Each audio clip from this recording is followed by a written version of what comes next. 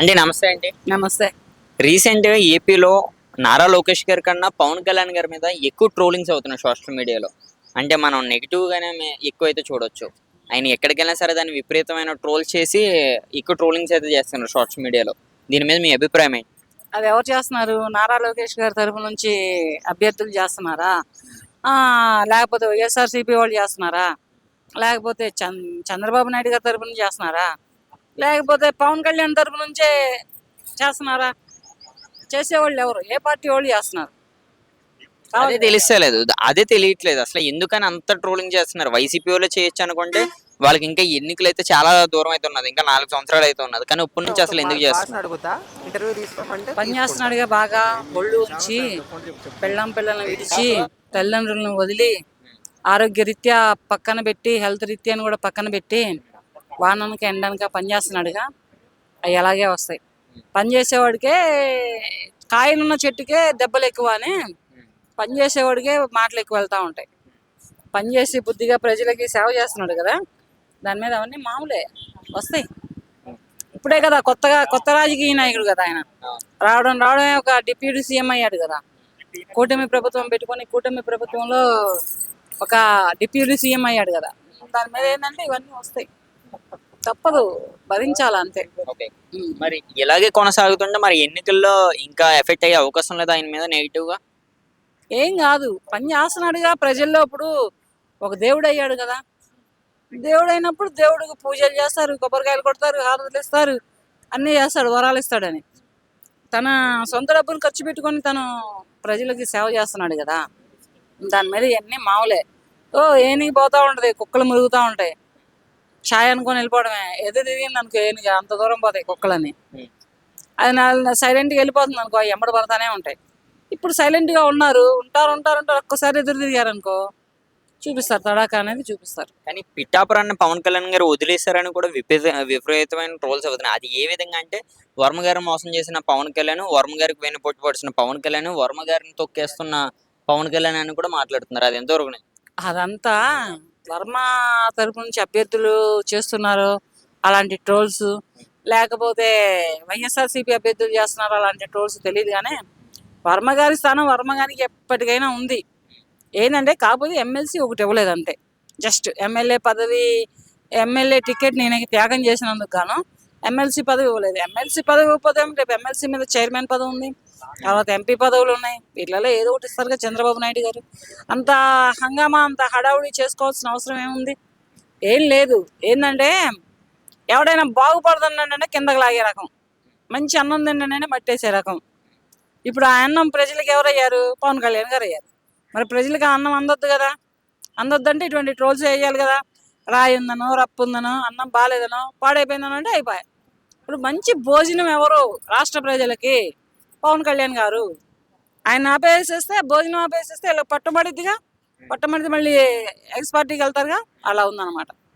చూస్తే పవన్ కళ్యాణ్ గారు పిఠాపురం గ్రామాన్ని, అదే పిఠాపురం నియోజకవర్గాన్ని ఆయన మొత్తానికి వదిలేశారని కూడా మాట్లాడుతున్నారు. నిజమేనా? పిఠాపురాన్ని వదిలేసేస్తే మొన్న 14వ తారీఖున అదే పిఠాపురంలో సభ ఎలా పెడతాడు? 12వ ఆవిర్భావ సభ ఎలా పెడతాడు? మరి వేరే ఊర్లో పెట్టుకోవచ్చుగా. వైజాగ్ ఉంది, గుంటూరు ఉంది, విజయవాడ ఉంది, ఆ పక్కల మన బాపట్ల ఉంది, సత్తెనపల్లి ఉంది. ఇటువంటి ఊర్లు చాలా ఉన్నాయి కదా. నంబూరు ఉంది, కంతేరా రోడ్లు, ఇవన్నీ ఉన్నాయి. ఇవన్నిటిని వదిలేసి మరి పిఠాపురంలోనే 12వ ఆవిర్భావ సభ ఎలా పెట్టాడు? వదలలేదు కనుకనే 12వ ఆవిర్భావ సభ అక్కడ పెట్టగలిగాడు. మరి ప్రజలు ఈ లాజిక్ ఎక్కడ మిస్ అయ్యారు? ప్రజలకు తెలుసు, ప్రజలేం పిచ్చోళ్ళు కాదు. ఏంటంటే రాజకీయ నాయకులు ఏదో ఒక రాయి పెట్టి కొడితే కాయ రాలకపోయిద్దా అని ఆలోచన. మంచి పండుగ దూరగా ఉంది ఆ కాయ, అది కావాలి అంటే దాన్ని రాయి పెట్టుకోవడమా, కర్ర పెట్టుకోవడమా, ఏదో వేసి గాలం వేస్తే పడిద్ది. అలా ఉందన్నమాట. కానీ మనం బయట రీసెంట్‌గా చూస్తుంటే నాదెళ్ల మనోహర్ గారు, ఎవరైతే జనసేన పార్టీ రెండో అభ్యర్థి పవన్ కళ్యాణ్ గారి తర్వాత జనసేన పార్టీకి మెయిన్ పర్సన్. ఆయన మొత్తం జనసేన ఎమ్మెల్యేలందరిని కూడా ప్రైవేట్‌గా కలిసారని కూడా మాట్లాడుకుంటున్నారు. అది ఎంతవరకు నిజం అయ్యే అవకాశం ఉంది? ఈ ప్రైవేట్గా కలవడం ఏంది? జనసేన నాయకుల్ని, జనసేన పార్టీలో జనసేన అభ్యర్థుడై ఉన్నటువంటి నాదెండ్ల మనోహర్ గారు ప్రైవేట్గా కలవడం ఏంటి? అసలు ఎందుకు కలుస్తారు ప్రైవేట్గా? అదే డౌట్. అంటే పార్టీ మారే అవకాశం ఏమైనా ఉన్నదా మొత్తం జనసేన? ఏమీ మారాడు ఆయన. ఆయన ఫస్ట్ నుంచి పవన్ కళ్యాణ్ గారికి అభిమాని, పవన్ కళ్యాణ్ గారికి కుడి భుజం లాంటి వ్యక్తి, పవన్ కళ్యాణ్ గారు పార్టీ జనసేన పార్టీ పెట్టినప్పటి నుంచి ఆయన వెన్నుండి ఆయనకి అండదండగా ఉన్నారు. పార్టీ ఏం మారరు. కాకపోతే ఏంటంటే ఏమన్నా సమావేశాలు పెట్టుకుంటే ఇక ప్రైవేట్గా పెట్టుకునేదే ఉంది, బహిరంగానే పెట్టుకుంటారు. ప్రైవేట్గా రహస్యంగా పెట్టుకోవాల్సిన పని ఏం లేదు వాళ్ళకి. అంటే బహిరంగానే పెట్టుకుంటారు. గతంలో మనం చూసుకుంటే నాదెళ్ల మనోహర్ గారు వాళ్ళ నాన్నగారు ఎన్టీఆర్ గారిని ఎలాగైతే వెన్నుపోటు పొడిచారని మాట్లాడుకున్నారో ఆ విధంగానే మళ్ళీ ఈయన చేసే అవకాశం ఉన్నదని కూడా మాట్లాడుతున్నారు. ఇంకా తండ్రి పొడిస్తే కొడుకు పొడవాలని రూల్ ఉందా? లేదు కదా.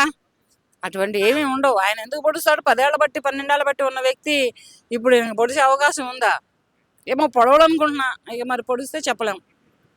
ఆయన కూడా ఆచితూచి ఉంటారుగా, వెన్నేమి ఇచ్చి కూర్చోరు కదా. పవన్ కళ్యాణ్ గారు కూడా ఆచితూచి అందరితోటి తెలుసుకొని ఉంటారు. పవన్ కళ్యాణ్ గారు ఏమో 20 ఏళ్ల యువకుడు కాడు, రాజకీయం తెలియని వ్యక్తి కాదు. ఇంకోటి ఏంటంటే రాజకీయంలో నలిగి మెలగని వ్యక్తి కాదు. 10 ఏళ్ల బట్టి నలిగి ఉన్నారు. ఇప్పుడు పదవిని మంచి పదవిని బట్టి ఎంచుకున్నారు. వచ్చింది పంచాయతీరాజ్లో ఉన్నారు, డిప్యూటీగా ఉన్నారు, ఇంకా 2-3 పదవులు ఉన్నాయి. మొత్తం కలిపి ఆయన అన్ని పదవులనే పట్టం కట్టారు ప్రజలు. మరి దానికి ఇంకా సరైన సమాధానం ఇంకేం కావాలా వీళ్ళకి? అన్ని పదవులైనా చూసుకుంటూ అందరికీ ఎన్నంటి అండదండగా ఉన్నారంటే, వెన్నంటి ఉంటున్నారంటే మరి ఇంకా అంతకుమించి సమాధానం ఏం కావాలి పవన్ కళ్యాణ్ గారి తరపు నుంచి? ఇంకేం అవసరం లేదు. అందరూ మూసుకొని ఉంటే ఎక్కడ పనులు అక్కడ చేసుకుంటూ వెళ్తా ఉంటారు. ఓకే. ఎవరి పని వాళ్ళు చేసుకెళ్తా ఉంటారు. గాడిద చేసే పని గాడిద చేసిద్ది, గుర్రం చేసే పని గుర్రం చేసిద్ది, ఆవులు చేసే పనులు ఆవులు చేస్తాయి, గేదెలు చేసే పనులు గేదెలు చేస్తాయి. అలాగే చట్టం తన పని తను చేసుకుపోతుంది, న్యాయం తన పని తను చేసుకుపోతుంది. ఎమ్మెల్యేలు, ఎంపీలు, ముఖ్యమంత్రులు, డిప్యూటీ సీఎంలు ఎవరి పనులు వాళ్ళు చేసుకొని వెళ్తారు. ఈ లోపల వచ్చి గాడిదలు వచ్చేవి ఎగేదానికి ఏం చూడాల్సిన అవసరం లేదు. కానీ పవన్ కళ్యాణ్ గారికి ఏపీలో ఎక్కువ పెండింగ్ ఫైల్స్ ఉన్నాయని కూడా మాట్లాడుతున్నారు. దీనికోసం ఏమంటారు? అంటే ఆయన వర్క్ చేస్తలేదా ఏంటి? వర్క్ చేయకపోతే పెండింగ్ ఫైల్స్ ఎందుకు ఉంటాయి? అన్ని పుకార్లు, ఏం లేవు. ఏంటంటే ఇప్పుడు ఆయన బయట ప్రజల్లో తిరుగుతున్నారు. ప్రజల్లో ఒక వారం రోజులు తిరుగుతారు, ఒక వారం రోజులు ఈ పెండింగ్ ఫైల్స్ చూస్తారు. అంతేగాని అచ్చంగా ఇక ప్రజల్లో తిరుగుతూ ఫైల్స్ పట్టించుకోకుండా ఉండరు, ఫైల్స్లో కూర్చొని ప్రజల్ని పట్టించుకోకుండా ఉండరుగా. దేనికి చేయాల్సిన పని దానికి చేస్తారు. ఆయన చేయనంత అమాయకుడు అయితే కాదు. జగన్మోహన్ రెడ్డి గారి విషయానికి వస్తే ఆయన మళ్ళీ ప్రతి జిల్లాకి వెళ్ళి అక్కడ ఉన్న కష్టాలన్నీ కూడా పైకి చూపిస్తానని కూడా ఆయన మాట్లాడి రీసెంట్గా ఒక ఏరియాకి కూడా వెళ్ళారు. రైతులందరిలోనూ కూడా ఆయనకు ఒక మంచి పాజిటివ్ రెస్పాన్స్ అయితే వచ్చింది. దీన్ని ఏ విధంగా చూసే అవకాశం ఉంది? ముఖ్యమంత్రిగా ఉన్నప్పుడు ఏం చేశాడంటే ఆయన అదే ఇప్పుడు తిరుగుతున్న తిరుగుబాటు, ఇప్పుడు వెళ్తున్న ప్రజల్లోకి వెళ్ళడం, ఇప్పుడు చేస్తున్న మళ్ళీ యాత్ర, ఈ ప్రజాయాత్రను మరి ముఖ్యమంత్రిగా ఉన్నప్పుడు చేసినట్టయితే ఈ బాధలు ఉండే కావుగా. ఈసారి కూడా 2024లో కూడా ఆయనే వచ్చి ఉండేవాడుగా. స్వయంగా ప్రజల బాధలు తెలుసుకునేవాడు కదా, ప్రజల నోటి నుంచి మాట వినేవాడు కదా. మళ్ళీ 10 ఏళ్ల క్రితం ఒక్కసారి వెనక్కి వెళ్తే మళ్ళీ ఓట్లు వస్తాయి, మళ్ళీ గెలుస్తామని ఆశ అదేం ఉండదు. ఏంటంటే చిన్న ఆశ అనమాట. ఈసారి ఆయన సీఎం అయితే ఉన్న అక్రమంగా కూడబెట్టుకున్న ఆస్తులన్నీ కాపాడుకోవచ్చు అనే ఒక ఆలోచన. కూటమి ప్రభుత్వం రైతులకు అన్యాయం చేస్తుంది, ప్రజల కడుపు కొట్టిందని కూడా మాట్లాడుతున్నారు వైసీపీ నాయకులు అందరూ. ఇప్పుడు జగన్మోహన్ రెడ్డి గారు కూడా రీసెంట్గా చెప్పారు 50,000 చేస్తాను రైతులకు, రైతు భరోసా అని కూడా ఆయన చెప్పారు. దీన్ని ఏ విధంగా నమ్మే అవకాశం ఉంది ప్రజలు?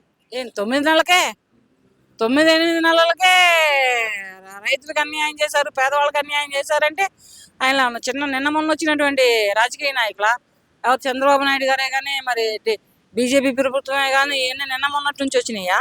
అవి ఎప్పటి నుంచో ఉన్నాయి. గత 45 ఏళ్ల బట్టి టీడీపీ ప్రభుత్వం ఉంది. 45 ఏళ్ల బట్టి రాజకీయంలో అనుభవం ఉన్నటువంటి వ్యక్తి ఎవరు? మన చంద్రబాబు నాయుడు గారు. ఇవన్నీ వదిలి వీళ్ళు అన్యాయం చేస్తున్నారు, అక్రమాలు చేస్తున్నారంటే ఈయన పెంచిన రేట్లు ఎవరు పెంచలేదు. కరెంటు బిల్లులు విపరీతంగా పెంచేశాడు, నిత్యావసర వస్తువులు విపరీతంగా పెంచేసాడు.